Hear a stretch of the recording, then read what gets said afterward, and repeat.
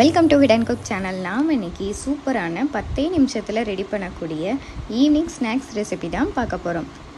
இதுக்கு தேவையான இன்க்ரீடியன்ஸ் எல்லாம் டிஸ்கிரிப்ஷனில் இருக்குது, நோட் பண்ணிக்கோங்க. வீடியோக்குள்ளே போகிறதுக்கு முன்னாடி நம்ம சேனலை சப்ஸ்கிரைப் பண்ணிக்கோங்க. ஃபஸ்ட்டு 6 முட்டை பாயில் பண்ணிக்கிறேன்.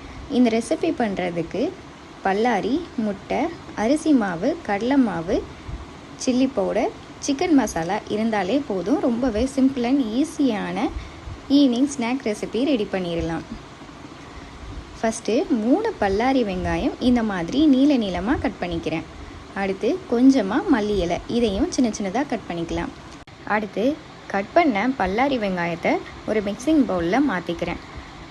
பல்லாரி வெங்காயத்தை இந்த மாதிரி கையால் உதுத்திக்கிறேன். அப்போ தான் வெங்காயம் தனித்தனியாக வரும். கூடவே கட் பண்ணி வச்சுருந்த மல்லி இலையும் இது கூட சேர்த்துக்கலாம். வெங்காயம் இந்த மாதிரி எல்லாமே தனித்தனியாக வந்துடணும், அந்த அளவுக்கு கையால் ஊற்றிக்கோங்க. இந்த ரெசிபி ஈவினிங் ஸ்நாக்காக டீ கூட சாப்பிட்றதுக்கு அட்டகாசமான காம்பினேஷனாக இருக்கும். ஸோ கண்டிப்பாக நீங்களும் ட்ரை பண்ணி பாருங்கள். இது கூடவே 1 கப் கடலை மாவு, 1/2 கப் அரிசி மாவு, இது கூடவே தேவையான அளவு உப்பு, 1 table spoon chicken masala, 1 table spoon chilli powder சேர்த்துக்கிறேன். சில்லி பவுடர் உங்கள் காரத்துக்கு தகுந்த மாதிரி சேர்த்துக்கோங்க. நான் 1 டேபிள் ஸ்பூன் சேர்த்துருக்கேன். இது கூடவே 1 ஸ்பூன் இஞ்சி பூண்டு பேஸ்ட் சேர்த்துட்டு கொஞ்சமாக தண்ணி சேர்த்துட்டு நல்லா மிக்ஸ் பண்ணிக்கலாம். தண்ணி அதிகமாக சேர்த்துற வேணாம், கொஞ்சமாக சேர்த்துட்டு நல்லா மிக்ஸ் பண்ணி எடுத்து வச்சுக்கோங்க. இந்த ரெசிபி பண்ணுறதுக்கு கிச்சனில் இருக்க பொருட்களை வச்சு சட்டுன்னு ரெடி பண்ணி முடிச்சிடலாம்.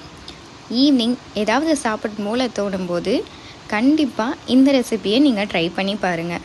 ரொம்பவே சூப்பராக இருக்கும். உங்கள் வீட்டில் இருக்க எல்லோரும் விரும்பி சாப்பிடுவாங்க. அடுத்து பாயில் பண்ணி வச்சுருந்த முட்டையை 2ஆக கட் பண்ணிக்கலாம். எல்லா முட்டையும் 2ஆக கட் பண்ணி வச்சுட்டு அடுத்து நம்ம ஆல்ரெடி ரெடி பண்ணியிருந்த மசாலாவை கட் பண்ண முட்டையில் இந்த மாதிரி அப்ளை பண்ணிக்கோங்க. எல்லா பக்கமும் அப்ளை பண்ணிவிட்டு ஒரு பேனில் எண்ணெய் சேர்த்து ஹீட் ஆனதுக்கப்புறமா அதில் சேர்த்துக்கோங்க. ஸ்டவ்வை மீடியம் ஃப்ளேமில் வச்சுக்கோங்க, ஃபுல் ஃப்ளேமில் வைக்காதீங்க, கருகிரும். 2 பக்கமும் கோல்டன் ப்ரௌன் வந்ததுக்கப்புறமா வெளியே எடுத்துடலாம்.